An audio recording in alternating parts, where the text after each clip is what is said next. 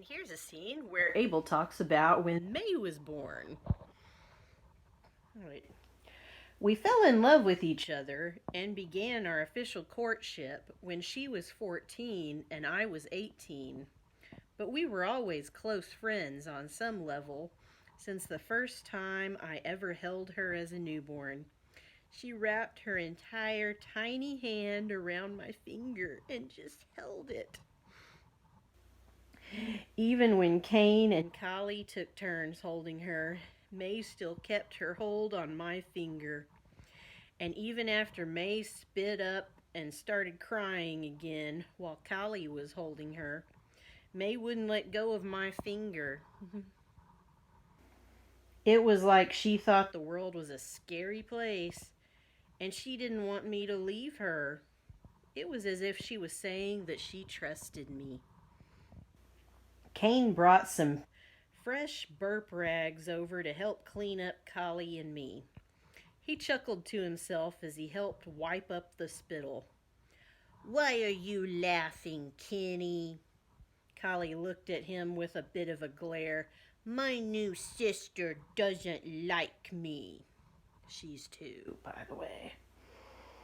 "Sorry, Kali." Cain continued to chuckle. "I just remember that when you were born, you spit up on Abel. You soaked him good." He's 6. Kali blinked. "I did?" She looked over at me. "Sorry, Billy." I laughed. And he's 4. "That's all right, Kali. It was a long time ago. If it makes you feel better, our new little sister spit up a little bit on me just now. And Cain still farts on me all the time. We're siblings. It's what we do." Cain rolled his eyes. "Oh, like you didn't fart on me, you little bro." Mom snapped her fingers at us. "That's enough from you kids. Now your baby sister would like to take a nap. You can either go outside if you want to be loud, or you can stay here where you'll have to be quiet. What's your choice?" Kali smiled and pointed out the doorway. "I want to play outside." She started skipping as she went.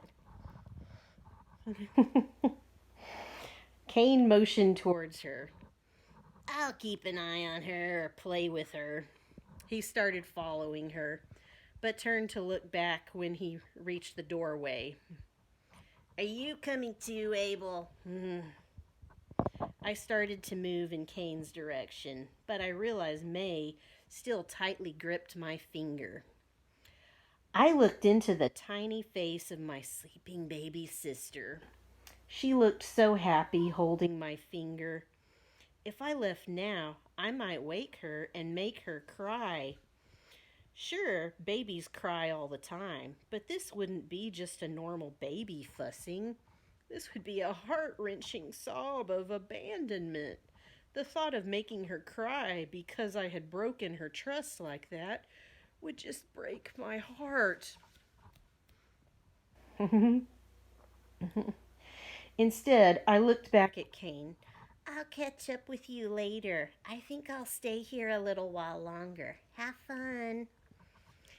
Cain smiled as he left. "All right, you too, little bro." I glanced up at Mom. "I hope it's all right with you if I stay for a little while. I'll be quiet. I think my little sister wants me to stay too. Well, she wants my finger, but the rest of me is attached to it." Mom chuckled as she helped me get situated so that I could snuggle next to Mom's right side on her bed. Mom had her right arm around me. My baby sister was in her left arm as she gripped my right pointer finger.